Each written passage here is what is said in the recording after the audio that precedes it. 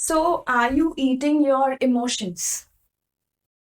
मेरे लिए emotional eating एक थ्योरी नहीं है, ये एक कहानी है जो मेरी खुद की ज़िंदगी में हुई है। शादी के बाद मैंने ऑलमोस्ट 20 किलोज़ गेन कर लिया था, पर एक्चुअली ये स्ट्रगल शादी के कुछ महीनों पहले से ही शुरू हो गया था। और मैं आपको ये कहानी इसलिए सुना रही हूँ क्योंकि मैं जानती हूँ ऑलमोस्ट 10 में से 6 महिलाएँ इंडिया में इससे जूझती है।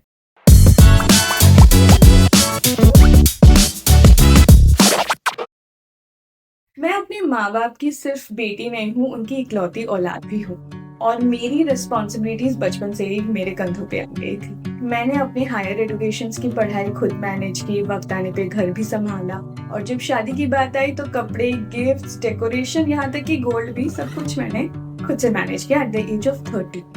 And as a daughter, you have these responsibilities, you have that, you carry that baggage कि हम लोग को prove करना है. We are working, we are independent, we have been given that opportunity. I am the first generation from my Dadu's side of family, that's my father's side of family, जहाँ पे most of my cousins have gotten married when they were, in their early 20s. I'm the only woman who got to work, live in a city outside of, their hometown, and I got married when I wanted at 30. So yes, all these choices came because मैं empowered थी और hence मुझे ये तय करना था कि मैं जो भी करूँ मेरे मम्मी डैडी का नाक कभी किसी के सामने न कटे।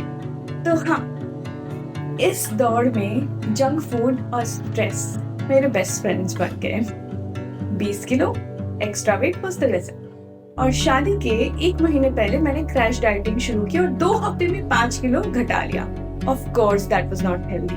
तब समझ आया इमोशंस को हम बस खाना खिला के कवर अप कर देते हैं। सच ये है कि मैं अकेली नहीं हूँ, ये हर एक इंडियन डॉटर की कहानी है जो बड़ी बेटी है, सिंगल चाइल्ड है या फिर बड़ी बहन है। उसे लगता है कि उसे पूरे घर की जिम्मेदारी अपने कंधों पे उठानी है या फिर वो अंदर से रिस्पॉन्सिबल बनना चाहती है, पर जब स्ट्रेस अनबेरेबल हो जाता है तो हम इजीली अपनी कंफर्ट फूड की तरफ चले जाते हैं। बचपन में तो आपको याद ही होगा, एग्जाम की रिजल्ट्स अच्छे नहीं हुए तो बेस्ट चॉकलेट्स, गिर गए चोट लग गई लड्डू। सो ये प्रोग्रामिंग हमारे दिमाग में फिट हो गई है कि anything emotional can be treated with food.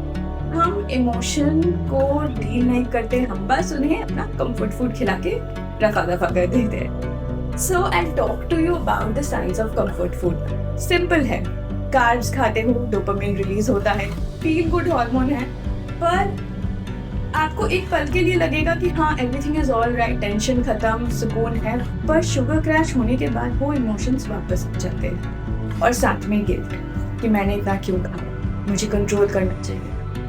पर सच ये है कि आपका फॉल्ट नहीं है, ये एक कोपिंग मैकेनिज्म है जो हम सब कभी न कभी यूज करते हैं जब हम मुश्किल में होते हैं। जैसे कि आप मान लीजिए पेन किलर, आप अगर पेन किलर रोज खाओगे तो साइड इफेक्ट्स तो होंगे ही ना, तो वैसा ही है, अगर आप अपने मन अनुसार आइसक्रीम पिज्जा खाओगे तो उसका भी इफेक्ट आएगा। और मैंने ऑब्जर्व किया है कि औरतों में ना ये ज्यादा कॉमन है, हार्ट ब्रेक हो, स्ट्रेस हो, लोनलीनेस हो, या तो वो एक हेयर मेकओवर कर लेंगे, हेयर कट करवा लिया, कलर करवा लिया, और दूसरी तरफ over eating comfort food. This is purely biological, जैसे उनका ब्रेन फंक्शन करता है, क्योंकि वो फूड को अपना इमोशनल कुशन बना लेते हैं। तो that's simple, ice cream heartbreak का इलाज नहीं है, सिर्फ एक छोटा सा प्लास्टर होती है।